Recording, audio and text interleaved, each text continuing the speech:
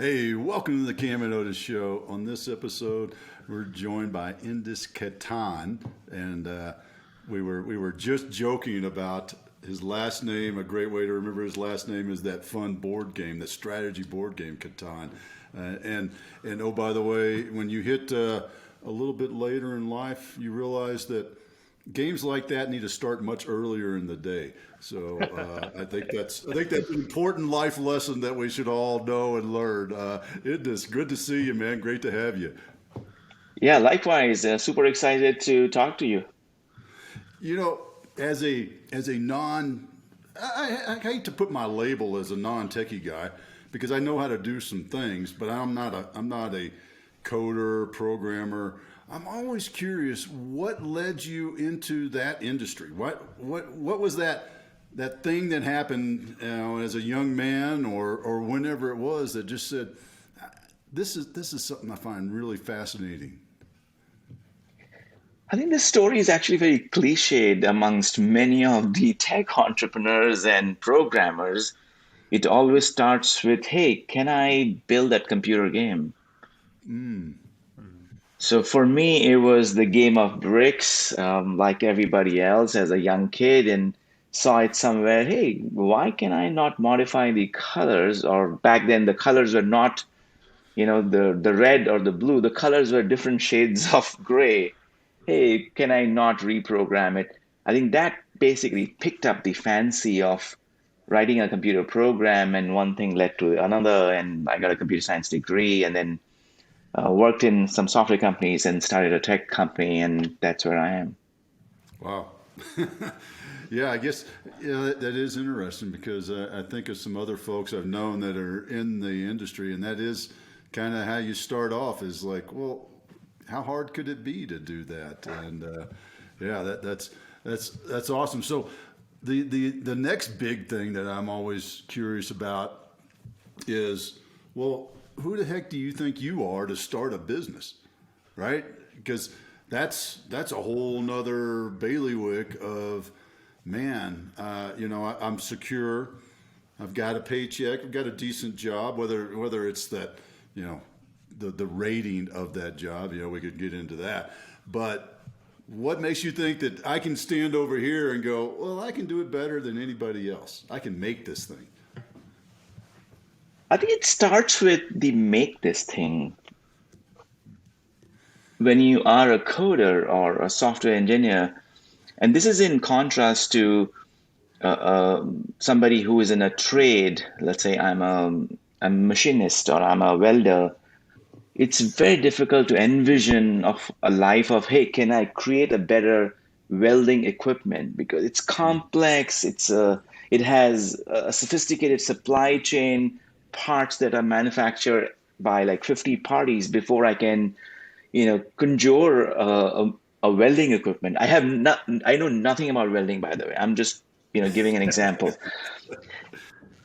And when you're a coder or when you're a software engineer, things are 100% in your own control. The whole supply chain of what the end product is going to be or should look like, it's in your mind, but also how you're going to cook this up, how you're going to build this up, that's on your mind too. And that's how I started. Hey, I can do this. Looks like nobody has solved this. Is there a opportunity to solve this for 500 people? And that's how I got started with some of my earlier failed attempts at becoming an entrepreneur. And then I learned, and then later on, a couple of them became successful. So that has been my thought. Can I make this? I'm really curious about, one of the things that's so interesting to me about the coding world, and I had like 5 coding classes in high school, so I know just enough to like ask decent questions that like are more complicated than I understand they are. But the thing that always fascinates me about the coding world is that you get to create your own world, kind of like you're saying there, as opposed to the welder, that you get to develop the constraints to the thing that you're building. And what I'm wondering is, how do you anchor yourself to not chase that shiny object and to create that path? because unlike, every other aspect of creativity, we're painting something, we're welding, we're building something out of wood. There's constraints that we have to follow.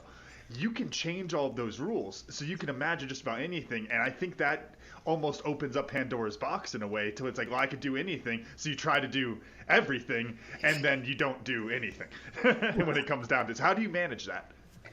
I think it's a great question. And it basically, the foundational theory of any tech startup is put your constraint of what you're going to build. As in, hey, if I'm building, let's take an example, a bank, a neobank, right? Is that bank going to do only checking and savings account? Or you're also going to do lending, you're going to do mortgage, you're going to do bill discounting, you're going to do CDs. And immediately your universe goes from, I'm just going to do checking and savings, to like 15 different things. Each one of them has complexity, which you could solve in a neobank, which is again software. So when you start something like an idea, you what we call in the art of product management, you say, oh, this is the feature, this is my customer, and this is the problem I'm looking to solve. That's it. And that boundary condition kind of comes back as the lines of code.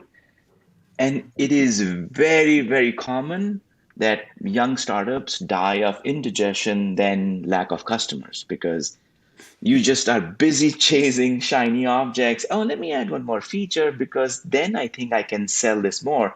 Again, let me be a full stack bank selling, CDs to checking account. Then only I'm going to acquire customer.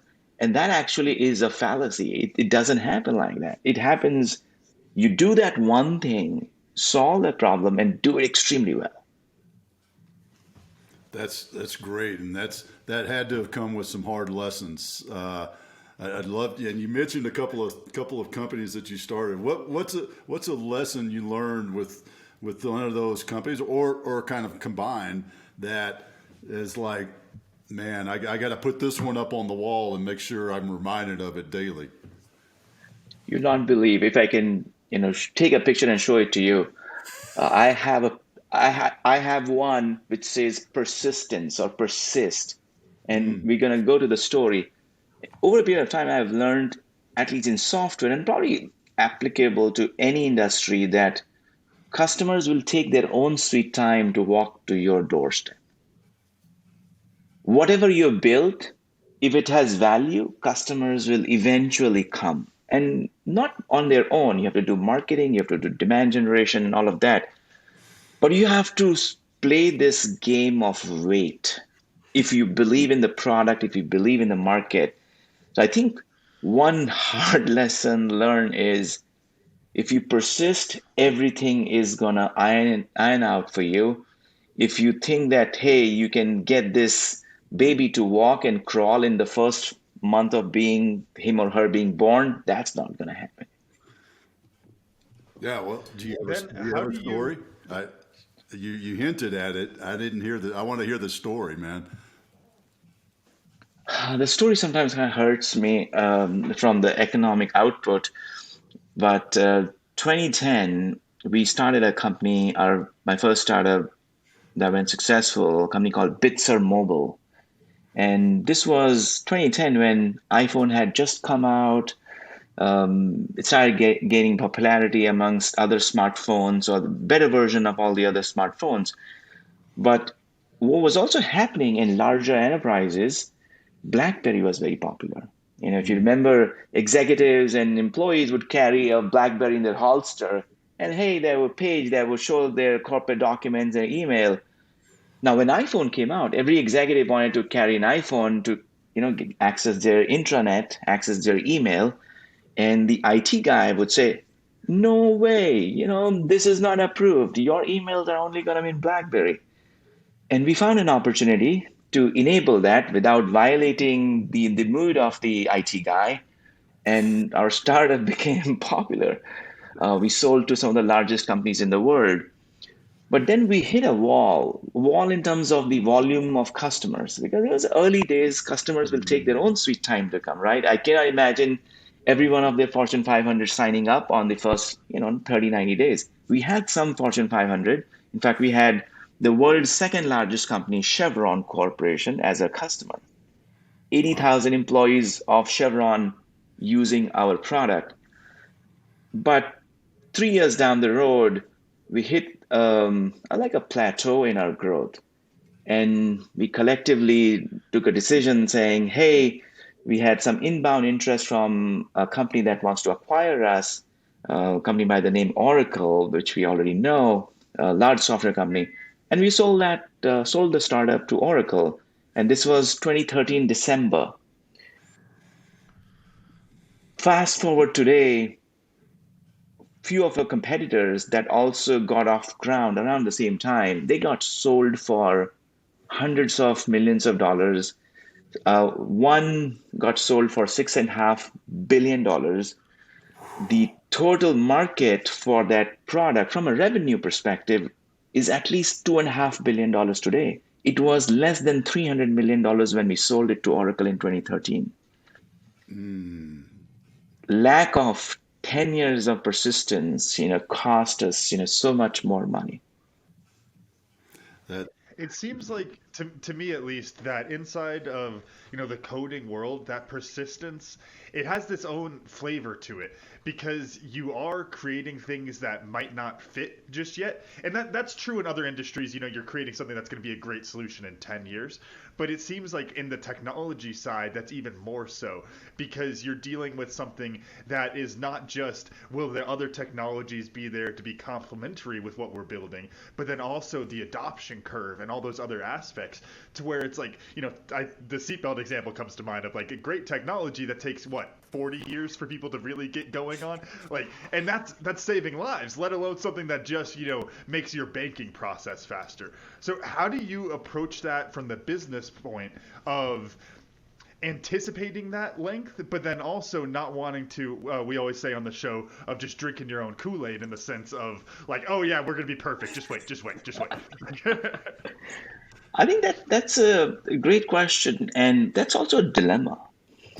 It's a dilemma that, hey, what I'm building, whether there's a market for it, and that's where in the grit of the entrepreneur or your domain expertise. So one thing that is very popular about tech entrepreneurship is, do you understand the market where you are building this product? It is just your fancy, like, hey, let's build a better version of the brick game, which is, yeah, there's market, but there's hundreds of competitors and newer games could come out. Or this is something path breaking that has not been done before. I'll give you one more data point to this, and this basically brings confidence. If you look at let's look at the GDP of the country, right? We are at what grows at 1.5 to 2% year over year on average. But if you look at the GDP of software, just software as a category in general, it's 6.5 to 8%. So the software industry is growing 4 times, 5 times faster. If you if you peel the onions a little bit more, if you look at the growth of software as a service, a subcategory within software, which is SaaS, in the likes of Zoom, the likes of Slack, and many other applications, it is 20 to 25% year over year in the last 8 years. It's growing 10 times faster than the GDP of the country. Now, you walk into a bar and you have 500 dartboards, all of them with bullseye on it, and you randomly pick one out from the pocket and you hit it. It's very likely that it's going to hit one of them in the bullseye, right? And I feel that's what's happening in the software industry. There's so much going on. There's so many opportunities that if you're not drunk, you're going to hit the dartboard, right? You're going to hit the bullseye. I think that's what's happening. So I think the opportunities are there, and you have to be carefully be navigating. If you know what you're doing, I think there's a likelihood that you're going to succeed. and throw darts early in the night is the life lesson there too, right? But I think that's great, and it's a great segue because I wanted to get into your new company. Well, it's not that new, a couple of years old, Quolum, and I find it really fascinating because if I understand the purpose right, and you can correct me after I get done rambling, But we as business owners, we sign up for all these programs, right? And you know, Camden and I with Tribe and Purpose, we've done that, and you know, gotten the reminder and gone, oh crap, I didn't even know we were paying for that sort of thing. You know, there's a huge, I believe, and actually, so to continue in my rambling, one of my things that I write in my weekly newsletter, my Monday Moments, is a business idea. And you must have read it a couple of years ago, because I said, hey, I need somebody who tells me, goes out and finds software for me and says, use this to do that, use this to do that, and stop paying for this. Is that kind of what Quolum is? Yep, Are you absolutely. after 2% there, Dad? Yeah, I want some credit here. So that 2% is the drug. You know, that cashback is the drug. Yeah. Absolutely. I think I could say that, yeah, I read your newsletter and started this. So, um, and this is like a general industry problem. And, you know, us as individuals in a personal life, I will go out to the neighborhood grocery stores, and if I go out shopping, yeah, let's buy this, let's buy that. I'm going to cook tomorrow. I'm going to cook on Wednesday. And we start collecting items in a refrigerator. And then 10 days later, oh shit, I should have done that. Oh, I didn't eat that. Oh, this is something we bought like 6 months ago. So things start rotting in our physical refrigerator, because as humans, we are optimistic about what we can do, right? What we can consume. So you buy a lot of things. And that same behavior continues by a collection of humans in businesses. So you buy one software for customer service, and you find, oh yeah, I can write better emails to my customers. Let me buy this better text or email writing software. Oh, I want to do Zoom calls. You buy Zoom. Oh, I'm going to do this podcast. I'm going to have a separate thing than a Zoom call. So you start collecting all of these things, but then as you move on to newer products and newer tools, you stop using the ones that you bought a month or a year ago. And unfortunately or fortunately, there's like the other side of the coin. Software is easy to purchase in the last 5 years, easy to pay. You put your credit card on file. You don't have to talk to a human being on the other side. And your card on file gets paid month over month.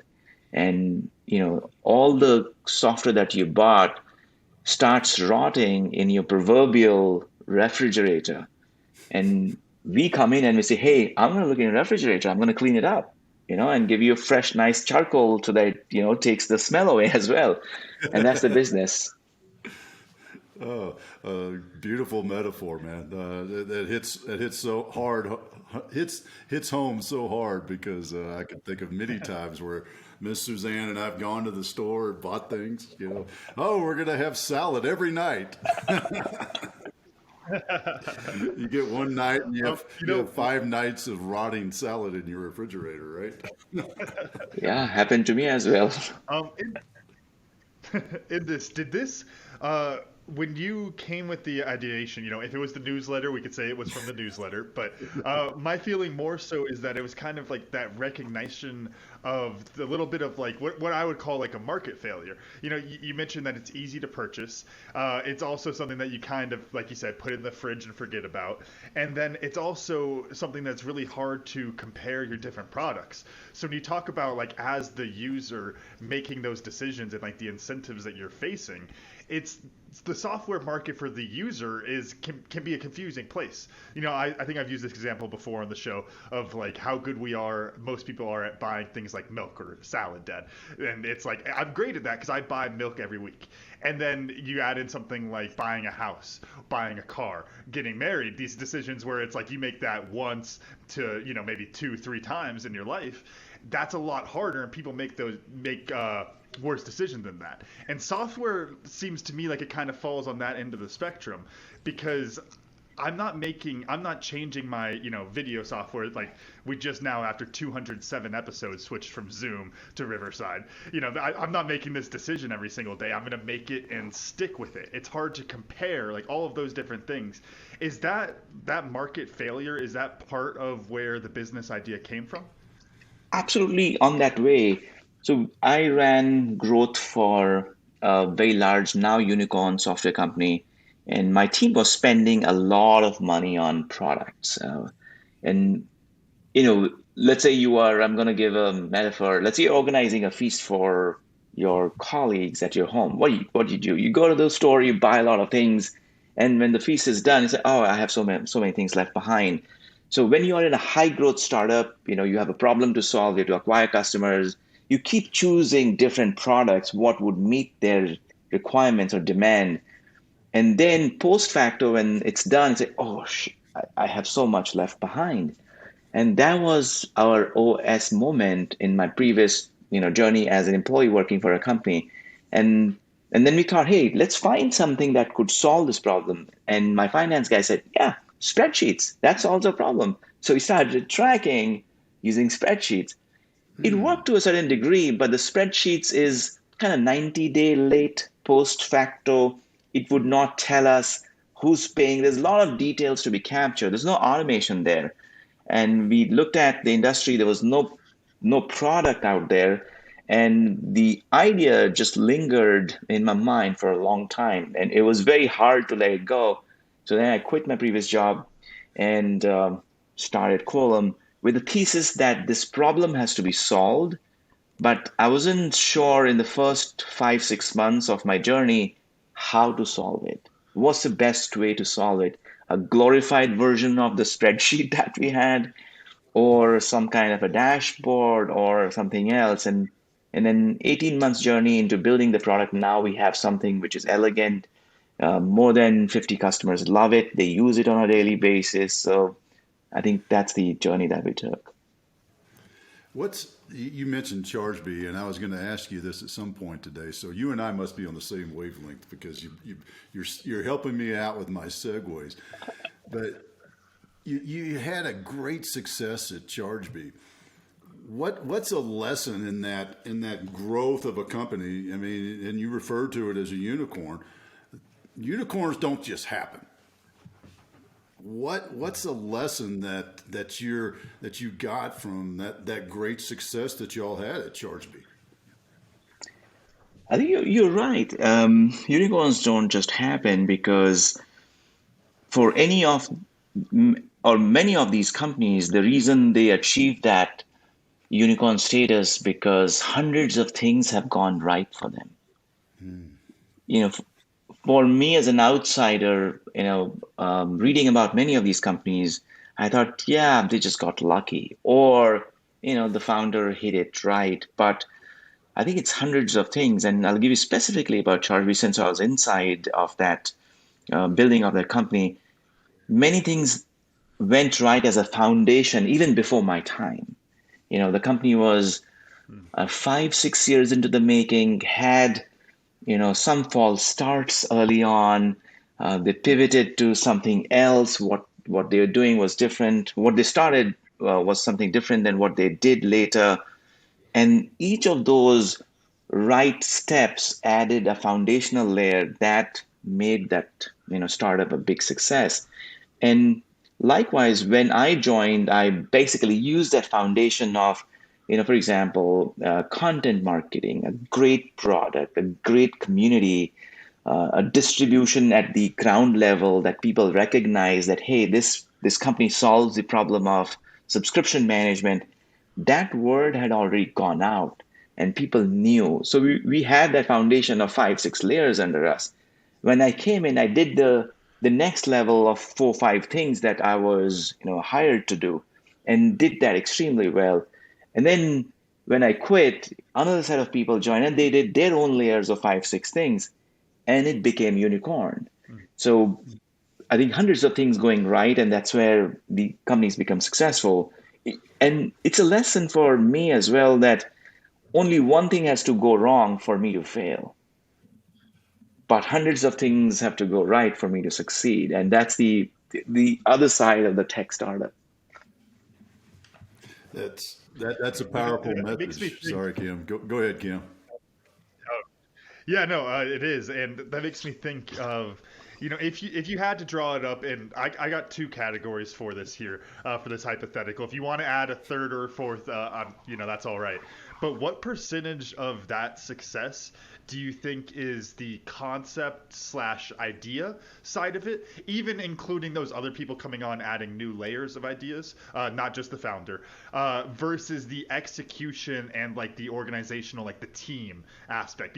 I mean, basically, I guess put it this way, it's the concept versus the business. Which one, how would you weigh that percentage? Great question. I'm just thinking about it for 5 seconds. I think concepts absolutely matter because the product is table stakes.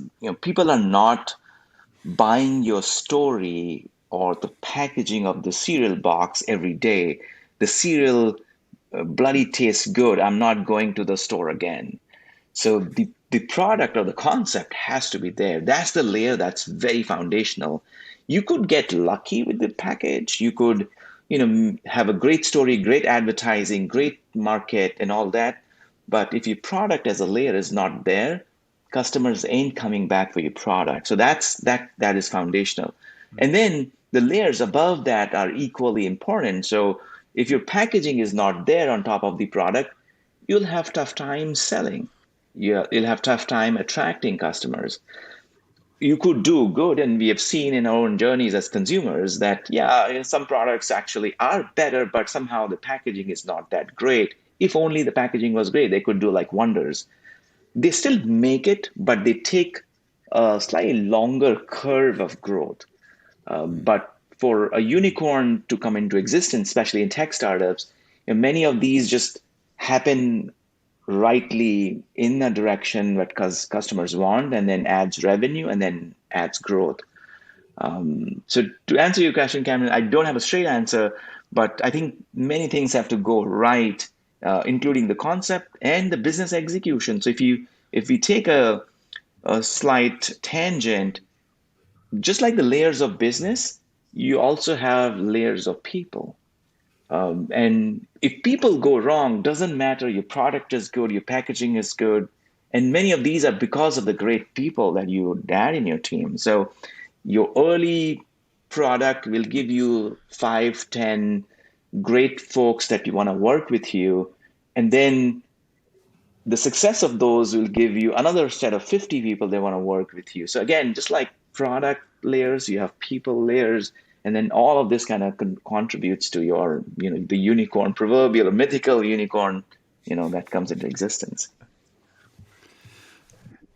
And speaking on the unicorn, then we've talked about this before, that a lot of people in startups have this concept of like the snowball of, it's like, hey, we get the one customer, that gets us 2 customers. Now we have 3, that gets us 5 more, and it kind of builds like that.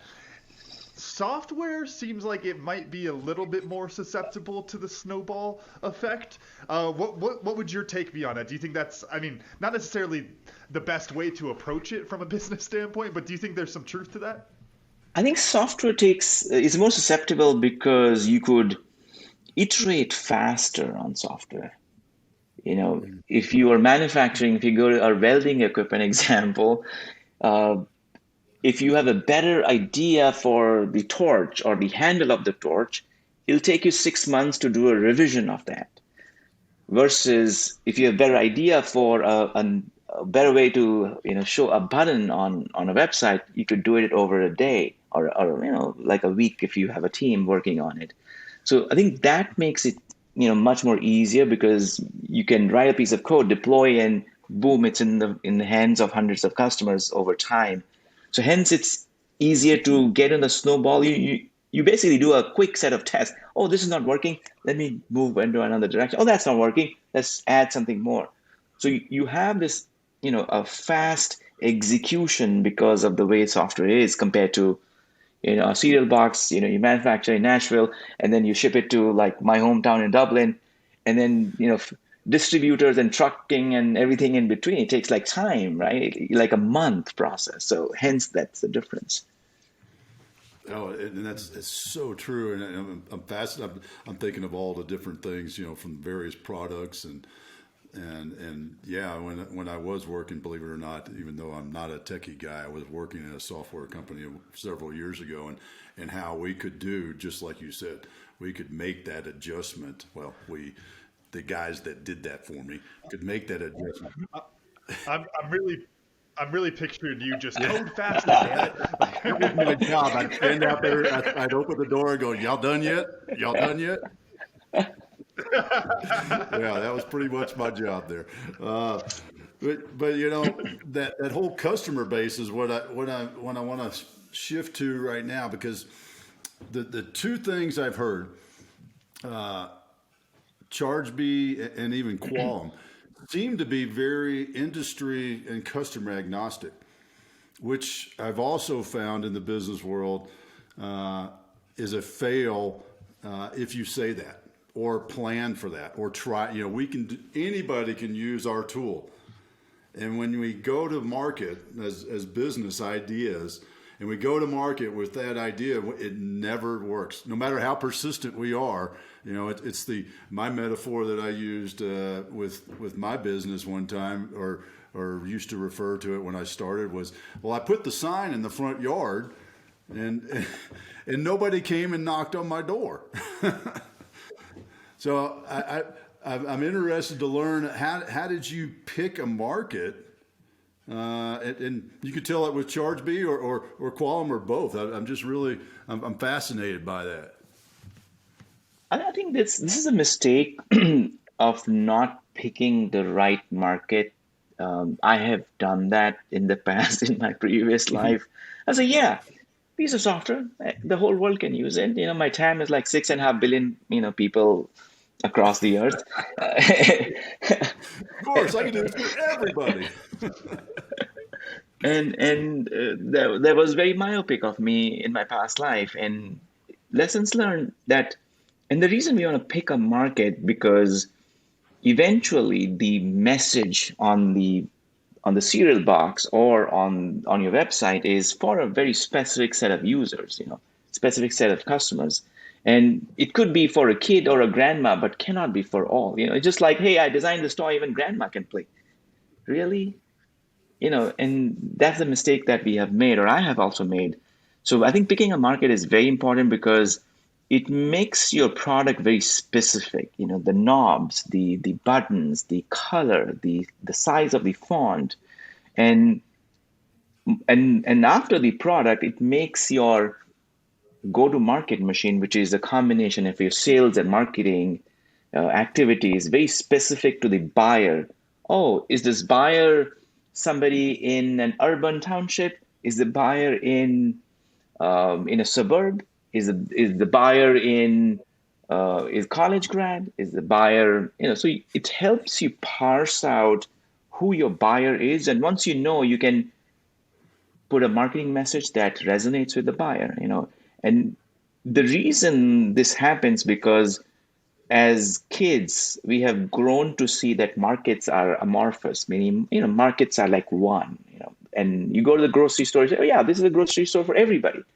But what we fail to realize that there are aisles and there are different products, different colors, different price points. It's designed for everybody else. So we misconstrue, as builders of product, we misconstrue our product as the person who's going to the grocery store versus the person who's going to the aisle to pick up your product.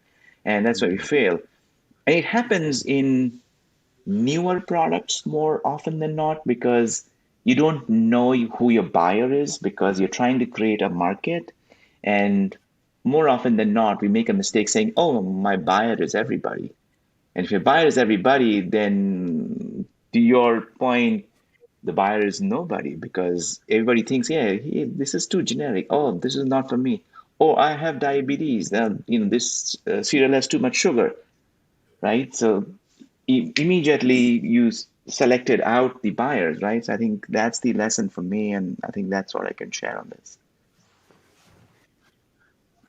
It reminds me of a story I remember hearing in college about and I don't remember the name of one of the grocery stores, but it was comparing two grocery store chains. This behavioral economist did this experiment, and it was Trader Joe's, and then there was another one. It's out in California, and basically the way they build it was like, there's 50 different peanut butters you can buy in the US, and they have all 50. And they have all 50 almond butters, and they have all 50 whatever you need. And what they did is they went to the two different stores and they gave out coupons for, let's just say, the peanut butter. And they said, okay, hey, here's $1 off your peanut butter. Pick whichever peanut butter you want and then go check out. And then they ran that experiment at this store with the 50 options, and then they ran the experiment at Trader Joe's with 2 or 3 options. And what they found was that at the store with the 50 options, when you had more options, more people opted in, they were interested, and they picked up the tickets, or the coupons rather, but then only like 20% of them used them at checkout, and they wound up not buying anything because they were overwhelmed by the number of options. And then Trader Joe's, they had less people pick up the tickets, but almost everybody who picked one up used it up there. And just to your point, it's when you try to market to everything, when you try to hit every little thing, people get overwhelmed. Your product needs to go to one specific area, and then there's going to be residuals to the others. The other example that comes to mind is Dr. Pepper 10, and they moved away from this probably because they got blowback on it, but it was just for men. Only men get to drink Dr. Pepper. It's a manly drink. Well, it's because they didn't need to market to the women who were probably already going to be drinking it because that was their type of drink. They needed to bring the men in who drink the full calorie ones because it's tougher. And so it's like they knew where to market towards, and they knew that the residual ones would still come to it. And I think that is such a key lesson of being specific. And then even if you're not getting even if who you're being specific towards isn't necessarily the person who's going to be buying it, they almost appreciate that you're being more specific. In the Trader Joe's example, I remember they talk about it's like a 7-grain bread. I don't know how many grains I need, but 7 sounds like a good freaking number. So I'm going to buy that bread. But if you gave me the option 1 to 10, I'm leaving without bread. Totally agree. I see that more often than not. Options are good. You want to, as customers, we want to fool our minds. Say, oh, I have 3. I'm going to pick one. But when I have 300, I'm going to pick none because I'm confused. One of our friends of the show, Taki, says that all the time in the coaching business. You don't tell them everything you know because it's the same thing. They're like, whoa. You tell them what they need to know, and it's a great way to flip it and scale it down. And speaking of scaling, you didn't set me up for this one, so I'm a little bit disappointed in this. is 2 out of 3? We'll count 2 out of 3 for the day. How your business has grown, you've had some great success, and whenever that happens, we have to put more people in, and more people, more cooks in the kitchen can really spoil not only the recipe, but the environment of the kitchen that we're trying to put something together. How have you managed to keep the team, that feeling of being part of the team? Because this is a huge problem for all businesses out there, in with your business now. Great question. I think the hardest part of any business is people. I don't think it's customers. I don't think it's product. It's people. It's people even when you are a single person team, which is you as an owner or a founder, because you should be able to manage your own emotions, think through of what the customer wants, build it, and then your own intellect and your own criteria of getting the second person on board. That determines where your startup, where your business is going to go, right? So I think, at least in software, we see this happening more than often that, hey, because, GDP is at 1.5%, software is like 20%, there's a lot of cheap money, easy money coming in. So the first mistake, many people make, I have luckily not made that. I've kind of learned very early on.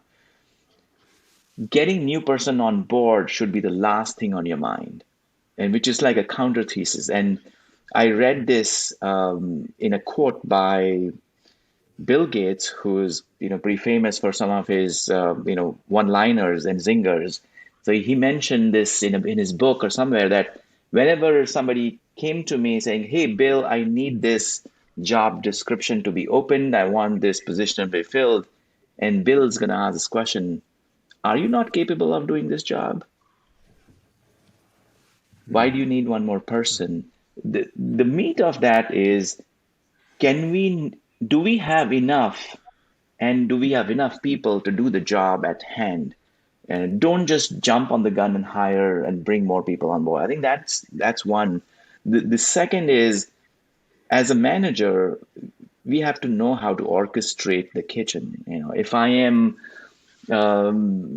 putting F words in our, famous chef that does that without naming his name on the show, you know, it only works in a real kitchen. It's not going to work in a software kitchen. It's not going to work in software because it's a creative process, right? If you call F words to your team, they'll get depressed, they'll get dejected, they'll leave, they will work with 50% of their motivation. So you as a leader, I think, keep your team driven and motivated with an outcome that's going to happen collectively for the company, which is, hey, you'll have more customers. You'll have, when you have more customers, the economics improves. You'll have better compensation. The stock's going to go up. The company is going to get sold or acquired, or you have an opportunity to sell your stock. There's many things of that nature. So I think as a manager, as a founder, as an entrepreneur, I think number one is hiring very carefully, slow, let it build up, let it build up enough that your leads, your customer messages are falling on the floor saying, oh, I need people to pick them up. So hiring should be at a phase shift, which comes later rather than ahead. And I have done this now in my current company, Quolum, and earlier as well, that many times my investors and my team questions, hey, why are you doing this job? This is mundane. And I said, yeah, I can get somebody on board, but it's like an hour. We don't need somebody full time.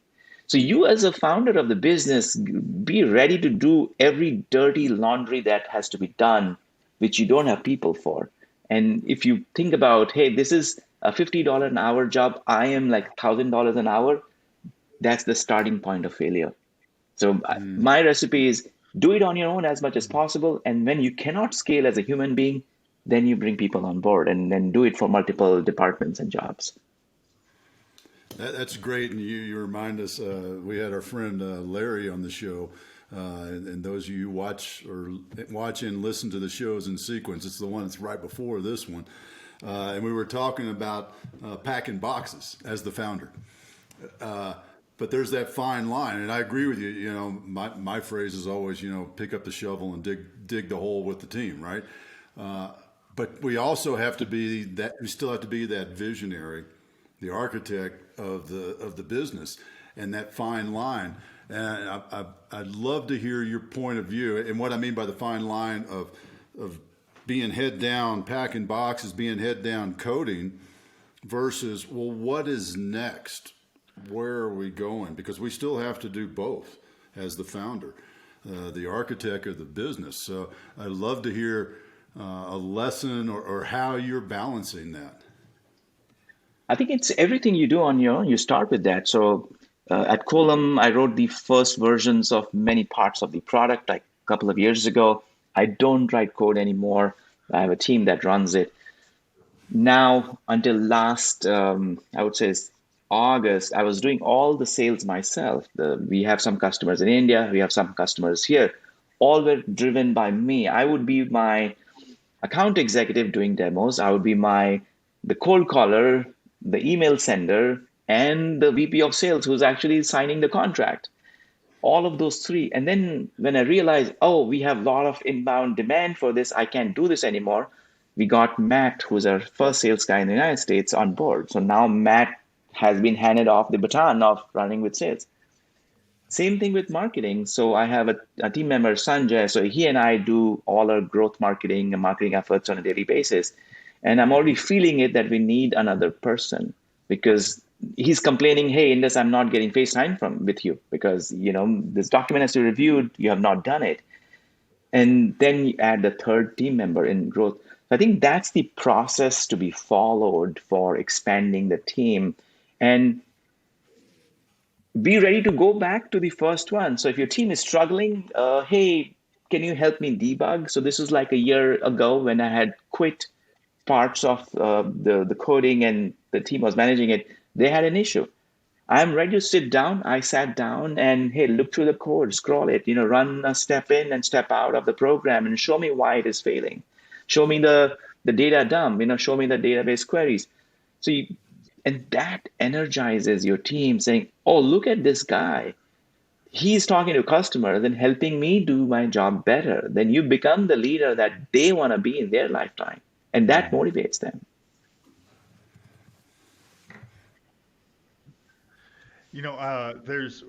There's one thing that keeps coming to mind as you talk about the coding, like we talked about at the beginning of the show, that it's like that ultimate creativity if you get to create your own constraints for the work that you're doing. And especially through the cliche journey, as you put it, that most coders take to find entrepreneurship, and is that I want to build the video game. Like, it's like, okay, hey, I see this, I want to do this better. And what that reminds me of a lot is what I've always called the Freebird effect. And you picture the kid who wants to play guitar because he hears Leonard Skinner or Led Zeppelin and goes, gosh, like, I want to do that. And then they try really freaking hard for 3 weeks to play Freebird, and they never play Freebird. And then they play for another 3 months, and they still can't play Freebird. They barely got hot cross buns down. And to this point where it's like they have this thing they're measuring against of this like top level of creativity, of perfection, whatever you want to call it, or performance rather, and then because they measure themselves against that, they can't really move forward, and they wind up becoming disillusioned with the hobby in general. Is that something that you see inside of coding, or is because coding also has a little bit more of an incrementalism built into it, which tells me that it might be a little bit more defensive to the Freebird effect? I think it's a great question. I've never thought of this metaphor the way you described, and now I know why it works for software. It's because software has these layers of great people. For every Leonard Skinner at the top, there are hundreds of mini Leonard Skinners in between me and Leonard Skinner. And for every Mark Zuckerberg, there are hundreds of mini Mark Zuckerbergs for me to look up to.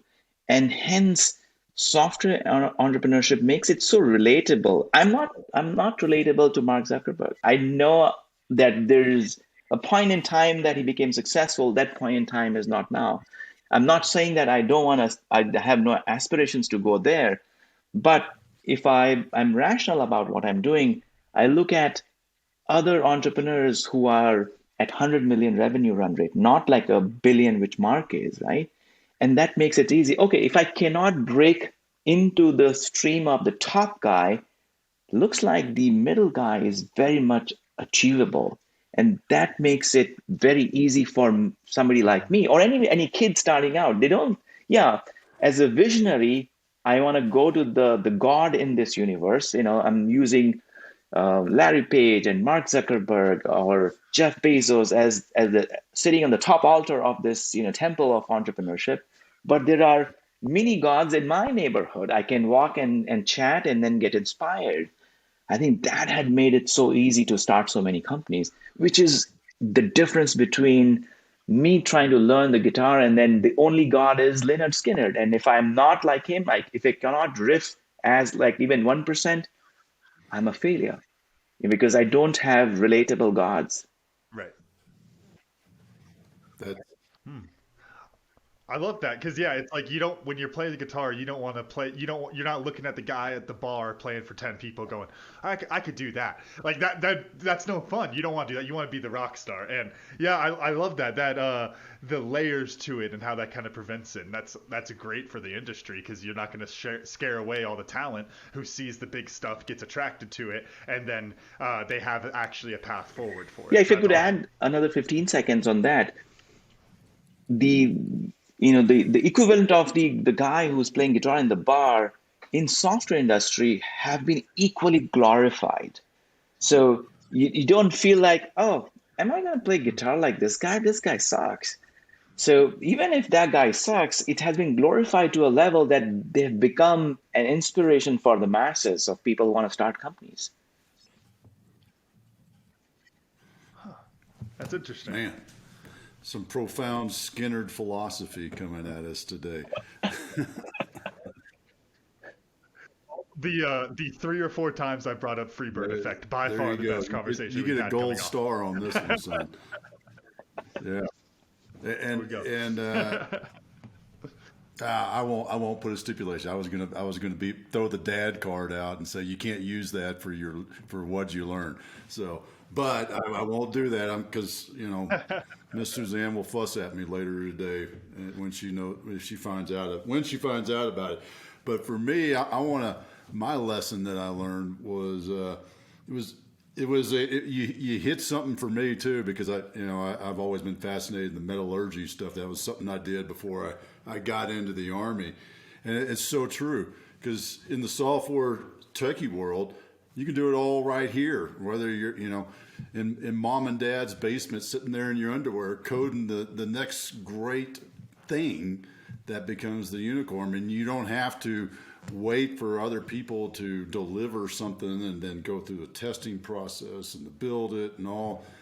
Whereas, back in the manufacturing, the hard bending metal, there's a lot of things that have to go into that to get that business, that idea up and running, and test it and market it and retest it. And so I think for me, that was a great lesson to learn about the software industry and starting that business. Camden, how about you? What'd you learn?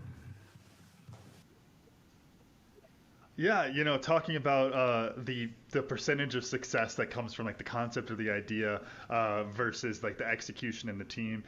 Indus, you said that really the concept's the foundation, and then the team shortens that curve. The execution shortens that curve, and I think that's just kind of eye opening for me. It's if you have the perfect idea, you could be like the Van Gogh. I'm famous later. But it's like if you actually want to get that success now, then you've got to put the team into place. You got to get the marketing in there. You got to get the packaging right. All of those different things. And so you got to have that foundation of the idea. But if you really want to get there and you want to get there faster, you've got to have the team. Awesome. To get there. Indus, how about you, man? What'd you learn? I learned that if you have an 8 a.m. podcast, don't put 2 alarms, just put 1.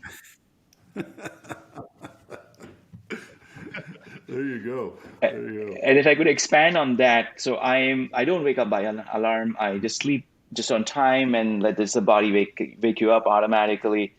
But which is normally 7:30, 7:45, I automatically wake up. But I didn't want to take a chance. I don't want to miss it. So I had put an alarm on my phone as well as on my Echo Dot.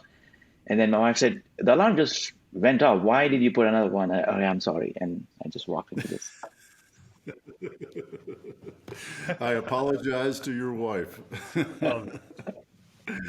Man, this has been great. How do folks find you, follow you, learn more about what's going on with Quolum?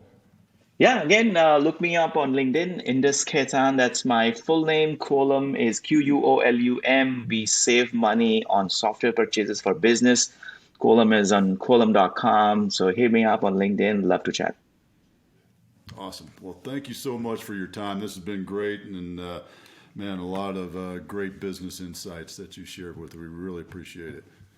All right, super. It was great chatting with you. Camden, run us out.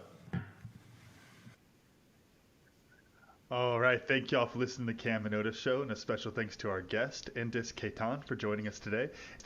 If you enjoyed today's episode, make sure to pass along to someone else so they can enjoy it too. Follow the Cam and Otis Show on Facebook and Instagram. Full videos of our show are available on YouTube, and the full archive of our episodes is available at www.